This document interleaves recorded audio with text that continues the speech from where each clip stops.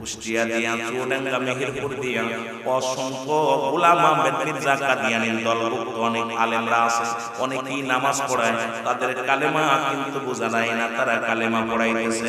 কারণ আল্লাহর নবী মুহাম্মাদের পরে আরেকজন নবী আছে, যারা মুহাম্মদ কাকের নবী ভাবে তারা ভুল করতেছে।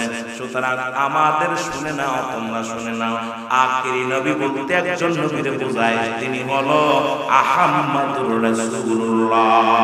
জোরে জোরে চিল্লায়া বলা যাবে না আল্লাহু আকবার। অসংখ্য অসংখ্য আলহামদুলিল্লাহ আছে নাই। ঢাকা শহরে 10 বছর নামাজ পড়াইছে একজন ইহুদি ইমাম। এসব ইতিহাস খালি মোবাইল নিয়ে বয়া বয়া খালি সেরি দেখো, আর মোবাইল দেখো কি দেখা যাচ্ছে। মোবাইলের ভিতরে বিশ্ব নিয়ে ভাবো, বিশ্ব নিয়ে দেখো, গবেষণা করে দেখো। এ মুসলমান গভীর মনোযোগ।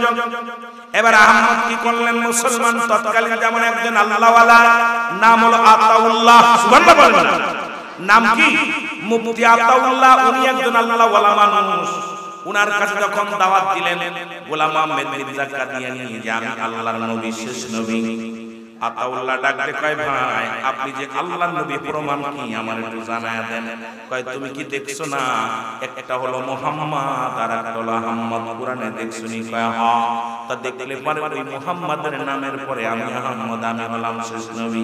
আতাউল্লাহ বুখারী ডাকতে কয়, শোনো গোলাম মুসলমান মুফতি আতাউল্লাহ বুখারী ডাকতে কয়, শুনে নাও, তুমি যদি আমারে বুঝাইতে পারো যে তুমি আর শেষ নবী, আমি কথা দিলাম তোমার দলভুক্ত হয়ে যাব, তোমার নবী বলে মেনে নিব।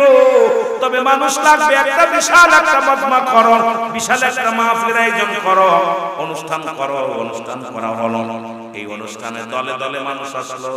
আতাউল্লাহ বুখারী আসলেন। এবার প্রথমেই পরিচয় পত্র হবে, পরিচয় পর্ব শুরু হয়ে গেল।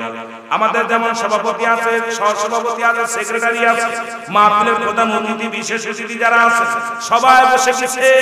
এবার মুফতি আতাউল্লাহ ডাকতে কয়, মুফতি আতাউল্লাহ ডাকতে বলে, বুখারী বলতেছে, এই ভাই আপনার নামটা আগে আমাদের নাম পরিচয় হোক, তোমার নামটা বলো। বলে আমার নাম হলো গোলাম আহমেদ।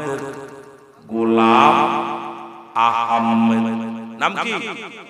আহমদ। বলে তুমি শুরুতেই ভুল করলে। মুসলমান শুনে নেন, মুফতি আতাউল্লাহ বুখারী ডাকতে বলে, শুরুতেই তোমার নামটা ভুল করলা।